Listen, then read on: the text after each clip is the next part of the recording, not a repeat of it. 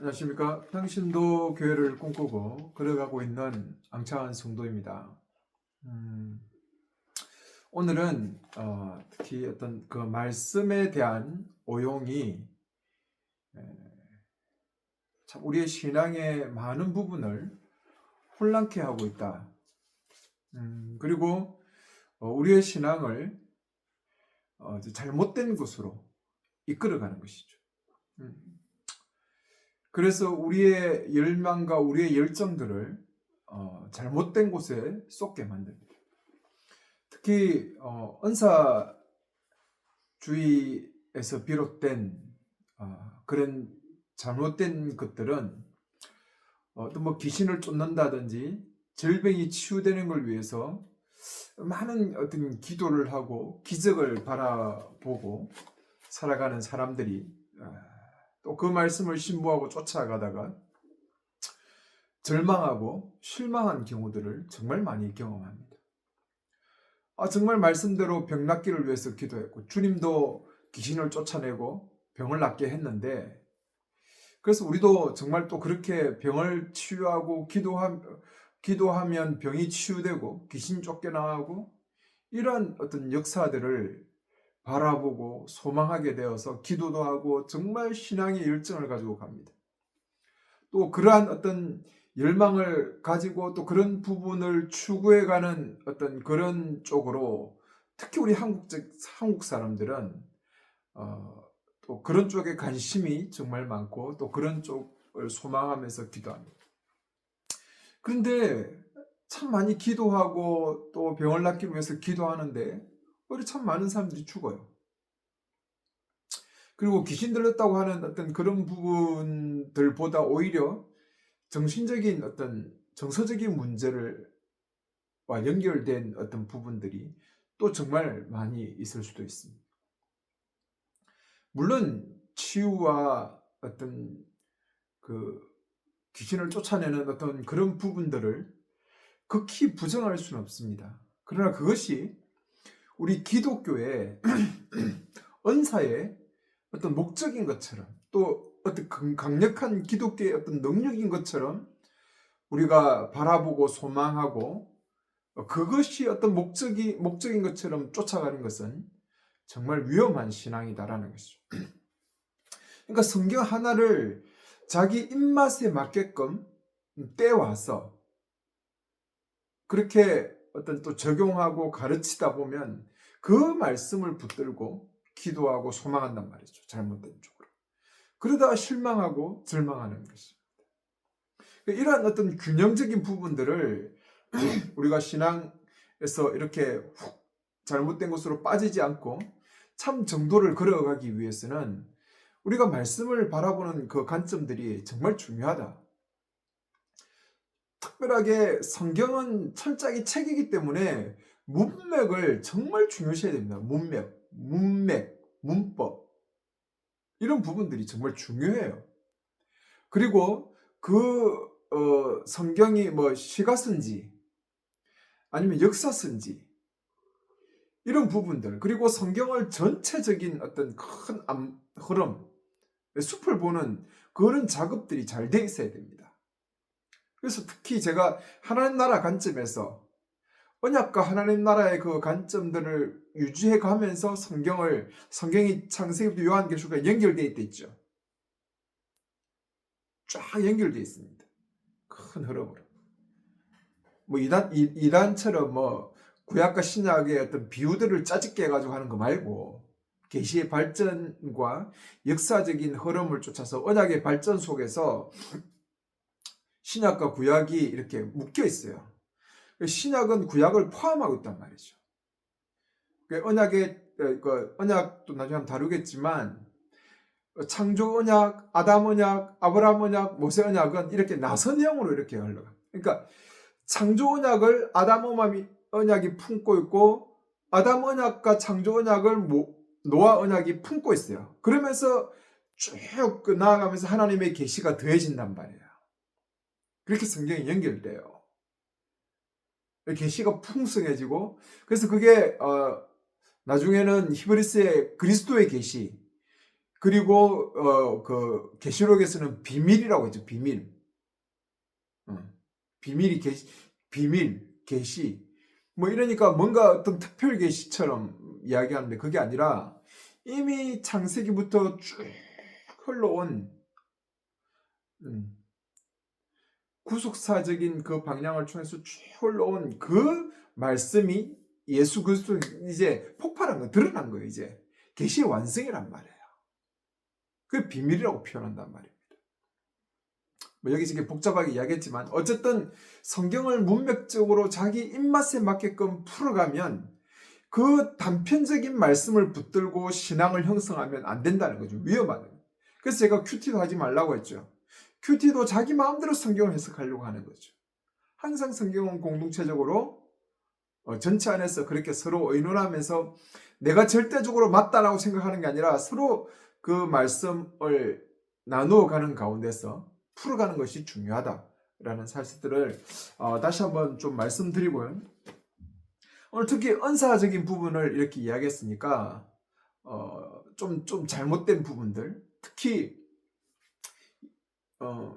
그 은사주의자들은 아마 알 거예요. 저도 그런 흐름을 쫓아왔었고 그 속에 있었고 또한 그런 열정들을 제가 한번 경험했던 적이 있기 때문에 그 은사주의자들의 어떤 그 흐름들을 제가 잘 압니다. 그 특히 구절 중에 이사야 53장에 그 6절입니까?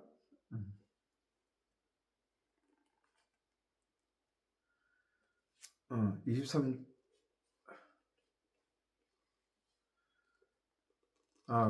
여기 있네. 5절. 그는 우리의 범죄 때문에 찔리게 되었고, 우리의 죄악 때문에 짓밟히게 되었다. 우리의 평화를 위한 훈계가 그에게 있었고, 그의 상처로 우리가 낫게 되었다. 그의 상처로 우리가 낫게 되었다. 그러니까 예수 그리스도의 채찍에 맞음으로 우리가 나은 것이지. 예수님의 그 채찍으로 인해서 우리가 나았기 때문에 많은 은사주들이 이렇게 이야기합니다. 우리는 그리스도께서 십자가에 죽으실 때 그분의 어떤 우리의 질병도 다 회복해 주셨다. 그래서 우리의 질병은 다 나았다. 우리의 질병이 깨끗이 나았다. 우리 안에 있는 뭐 당뇨, 뭐 우리를 병들게 하는 어떤 그런 부분들, 감기, 뭐 암, 이런 모든 부분들이 하나님께서 채찍에 맞음으로써 우리가 나았기 때문에 우리의 질병도 치유하고 나을 수 있다는 것이죠. 그래서 이 구절을 단편적으로 끌고 와서 예수님께서 십자가에 죽으심으로 말미암아 우리가 지금 우리의 몸이 나았기 때문에 우리가 그렇게 선포해야 된다고 이야기합니다. 주님께서 십자가에 못 박혀 죽으셨습니다. 그래서 우리의 몸을 자유케 하셨습니다. 지금 우리의 가슴에 손을 대고 암이 있는 사람, 당뇨가 있는 사람, 감기가 있는 사람 믿음으로 선포해야 됩니다. 예수 그리스도의 이름으로 선포하기를 원합니다. 사단아 물러가라. 예수 그리스도께서 우리의 죄를 다 짊어지셨기 때문에 우리는 회복되고 우리는 온전히 나을 수 있습니다. 아멘. 네, 이렇게 열광적으로 설교하고 성도들을 이끌고 갑니다. 이 구절을 가지고. 근데 솔직히 이 구절 자체가 우리의 질병이 나았다라고 하는 그 근거가 아니죠. 이건 이사야는 예언서로서 특별하게 이 53장에 있는 이 문맥절, 51절부터입니까? 쭉 흘러가는 이 문맥은 메시아에 대한, 고난받는 메시아에 대한 이야기. 메시아가 화려하게 등장하는 게 아니에요. 메시아라는 분이 우리가 원하듯이 다윗 왕처럼 온 나라를 회복하는 그런 메시아가 아니라 우리의 그 연약함 때문에 멸시받고 고난받고 아무도 알아주지 않는 그런 메시아에 대한 이야기. 고난받는 메시아입니다. 연약한 메시아. 우리를 하나님과 합평케 하고 우리의 죄악을 짊어지고 우리가 언약의 백성으로서 온전한 삶을 살게 할 수 있는, 언약의 백성으로 우리가 하나님 앞과의 관계를 회복할 수 있는 그 부분을 위해서 고난받는 그리스도에 대한 본문이란 말이에요. 그리고 이 본문을 베드로전서 2장 24절도 예수 그리스도의 이 고난에 대한 부분을 다루면서 베드로도 이야기하지 않습니까? 우리가 그리스도인으로 살아갈 때 고난받는 거에 대해서 두려워하지 말자는 것이죠. 그분의 고난이 결국은 하나님 나라의 의를 이루지 않습니까? 하나님 나라를 온전하게 이 땅에 이루어가는 그 초석을 다진 거 아니에요? 그리고 그리스도의 재림을 통해서 온전하게 이루어질 거 아닙니까? 그러니까 고난이란 것이, 어려움이란 것이, 우리도 그러한 부분들을 바라보면서 정말 소망을 가지고 걸어가자고 하는 것이 베드로의 이 이야기죠. 그런 큰 흐름을 가지고 이 본문을 봐야 되는 거죠. 예수 그리스도의 십자가의 채찍에 맞음으로써 우리가 나음을 입었다니까 실제적으로 우리의 병이 낫습니다라고 하는 어떤 그러한 단편적인 부분을 이야기하는 게 아니죠. 그리고 우리는 또 이런 이야기를 할 수 있습니다. 마태복음 8장 17절에서 16절에 저녁이 되자 사람들이 그에게 귀신 들린 자들을 많이 데리고 오니 그가 말씀으로 그 영들을 쫓아내시고 병든 자들을 모두 고치셨다. 이는 이사야가 예언을 통해서 그는 참으로 하나님의 연약함을 취하셨으며 우리의 병을 짊어지셨다라고 말씀하신 것이 이루어지기 위함이었다. 이 부분이 뭡니까? 그래서 많은 사람들이 지금도 이런 역사가 일어나야 된다라고 이야기합니다. 물론 이걸 부정하고 싶지는 않아요. 그러나 지금 이 말씀은 뭡니까? 마태복음은 예수가 메시아시고 진정한 다윗의 후손으로서 왕이시다라는 메시아라는 사실들을 드러내기 위한 본문이잖아요. 예수님 시대에 병 고치고 귀신을 쫓아냈다는 것은 이사야에 말했던 그 고난받는 메시아가 바로 이 예수 그리스도다라는 것들을 증거하고 증명하기 위해서 이 구절들을 끌고 온 거란 말이에요. 지금 단순하게 오늘 이 시대에 병 고치는, 귀신 쫓는 이 근거의 말씀으로 주는 것이 아니란 겁니다. 근데 이런 말씀들을 문맥을 무시하고 오용해서 정말 예수 그리스도께서 채찍에 맞음으로 말미암아서 우리의 병이 낫게 된다. 그래서 병 낫기를 위해서 기도하고 기도내 가면 별의 별짓을 다 하지 않습니까? 저 패 가지고 사람이 죽는 경우도 있고 귀신 쫓아내야 된다고 해서. 그리고 질병을 정말 병원에 가서 고쳐야 되는데도 불구하고 기도해서 낫겠다고. 여러분, 교회 종탑 위에 피레침은 왜 세웁니까? 하나님의 교회를 보호하고 하나님의 능력이 이 교회를 붙드는데 번개쳐서 그 교회를 보호해야 되죠. 그런 잘못된 신앙적인 극단성을 갖고 있으면 위험하다는 것입니다. 아니, 병원은 왜 필요하고 약은 왜 필요합니까? 지금 시대에서. 오직 기도해서 나아야 됩니까? 이 근거로 또 이 구절들을 갖고 오는 거예요. 예수 그리스도의 구속사에 대한 이야기를 왜 오늘 개인적인 병이 치유되고 회복되는 이 말씀으로 포커스를 맞추어서 혼란을 주고 그리고 개인적으로 또 그 말씀을 쫓아 신봉하게 만들고 그래서 우리의 신앙이 기도로 내 병을 낫고 치유하고 회복하기를 바라다가 절망에 빠지고 얼마나 많은 사람들이 그렇게 기도하다가 죽고 그럼 그들 마음속에 어떤 마음이 생기겠어요? 기도하면 할수록 더 절망하게 돼요. 제가 저번에 기도의 오용에 대해서도 가르치죠. 우리 한국에서 기도를 잘못 가르쳐가지고요. 기도하면 할수록 오히려 믿음이 떨어집니다. 기도를 그렇게 가르쳐놨어요. 기도하자가 제일 능력 없는 소리입니다. 그러니까 안 되니까 그냥 예의상 기도하자고 하는 거예요. 기도를 그런 식으로 만들어놨어요.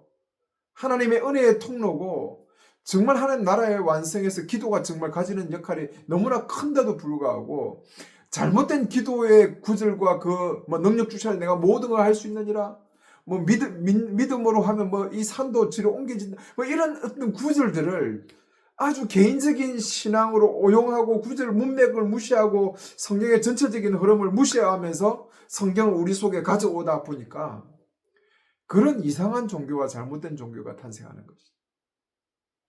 그래서 기도하면요 사람들이 힘을 잃어요. 와 참. 그래서 기도를 좀 많이 하지 말라고 합니다. 기도를 하지 말라. 밤새 와서 울고 짜고 하나님 앞에 기도하는데 오히려 더 절망하게 되고 문제가 더 생기는 거죠. 기도를 잘못 가르쳐 놨어요. 이렇게. 성경 구절이 왜곡되면요. 이상한 종교가 탄생해요. 강신도가 되고. 왜 무슨 이런 단체가 이 이단으로 그렇게 흘러가요. 성경을 이렇게 여기저기 짜증게 하는 거 보면 기가 막히게 짜증게요. 아 정말 잘 가르친다니까요. 혹하게 가르친다니까. 들어보면. 성경을 그렇게 구절구절 떼서 연결하면 안 돼요. 항상 성경은 문맥하에서 성경을 보고 제가 이야기했죠. 성경은 문맥하에서 공동체적으로 역사적으로 구속사의 그 시간 계시의 점진성을 가지고 보라고 했죠. 그런 것들 다 무시하니까 고신도 많이 무시하잖아요. 제가 고신 목사 출신입니다.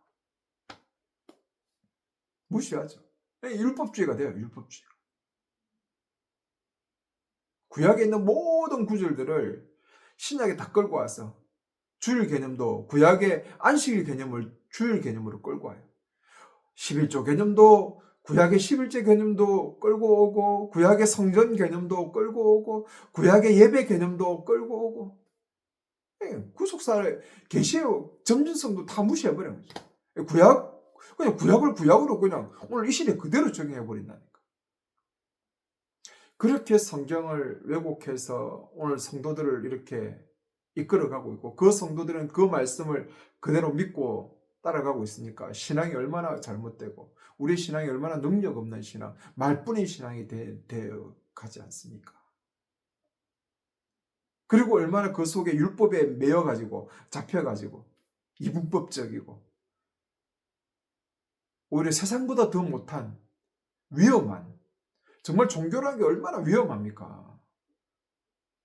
남을 적대시하기에 가장 좋은 게 종교라는 거예요. 그리고 사람을 올가매고 그 사람을 두려움에 빠지게 해서 혼신하게 만들어 가는 것이 가장 최적의 방법이 종교 아니에요. 종교? 사람을 올가매게 하고 두려움에 빠지게 해서 우리가 죽으면 지옥 간다 뭐 이런 식으로 가르쳐가지고 말이죠. 목사 잘못 생기면 뭐 완전히 뭐 죽는다라는 식으로 이야기하고 그렇게 잘못된 종교라는 것들이 자기 입맛에 맞게끔 성경을 풀어서 이야기하면 이렇게 무서운 겁니다. 오늘도 그런 무서운 일들이 현장 곳곳에서 일어나고 있는 것이죠. 오늘도 병 낫기를 위해서 기도하는 사람들이 많을 거예요. 바울도 자기 그 제자들에게 누구한테 디모데에게 그랬습니까? 포도주를 좀 쓰라고. 네 위장에 좋은 포도주를 좀 쓰라. 오늘 시대에 병원과 약들이 얼마나 좋은 것들이 많이 있습니까?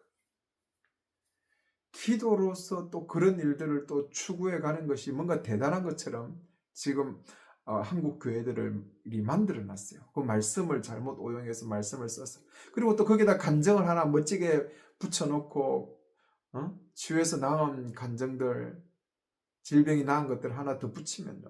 또 금상첨 아닙니까?